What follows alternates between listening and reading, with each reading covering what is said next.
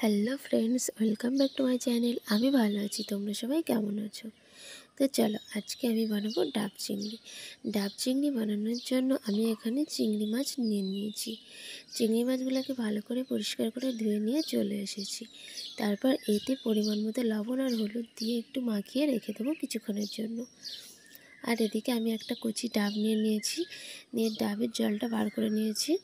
আর ডাবের নিচটা একটু কেটে নিয়েছি, আর উপরটা একটু চাটকি সমেত রেখেছি। আর আগে থেকে লবণ আর হলুদ মাখানো যে চিংড়ি মাছ, তাতে আমি দিয়ে দেবো সর্ষে বাটা, লঙ্কা বাটা, লবণ, হলুদ, আর দেবো এখানে কাশ্মীরি লাল লঙ্কার গুঁড়ো। আর এটা যেহেতু হচ্ছে ডাব চিংড়ি, তাই এখানে একটু ডাবের জল দিতেই হবে। ডাবের জল দিলে কিন্তু টেস্ট আরও বেড়ে যায়। এবার আমি এতে দিয়ে দেবো একটু নারকেলের দুধ।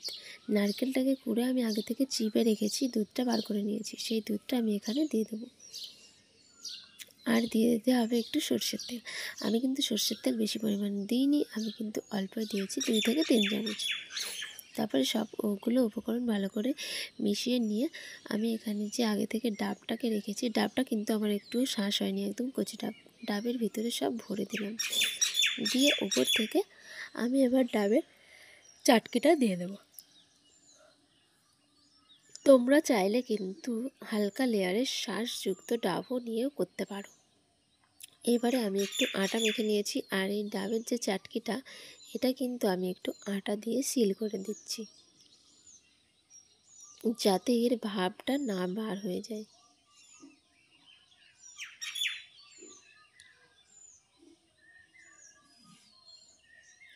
এবারে আমি এটা গ্যাসে হতে দেবো। এটা আমি হতে দিয়েছি 30 থেকে 35 মিনিট। আমি কিন্তু 35 মিনিট মতো গ্যাসে বসিয়েছিলাম। তারপরে কিন্তু গ্যাসটা বন্ধ করে এটা একটু ঠান্ডা হতে দিয়েছি। তারপর আমি এটা আটাটাকে সরিয়ে চাটকিটা তুলে এটাকে নামিয়ে নিয়েছি। যেই চাটকিটা সরালাম, উফ, কি সুন্দর গন্ধ বার হচ্ছিল। আর এর কালারটা কিন্তু অসাধারণ এসেছে, আর খেতেও কিন্তু অসাধারণই হয়েছিল। তোমরাও একদিন এইভাবে কিন্তু বানিয়ে দেখো, জাস্ট অসাধারণ লাগে। আর আমার ভিডিওটা ভালো লাগলে লাইক, কমেন্ট, শেয়ার আর সাবস্ক্রাইব করতে ভুলো না। দেখা হচ্ছে পরের ভিডিওতে। ততক্ষণ তোমরা সবাই ভালো থেকো।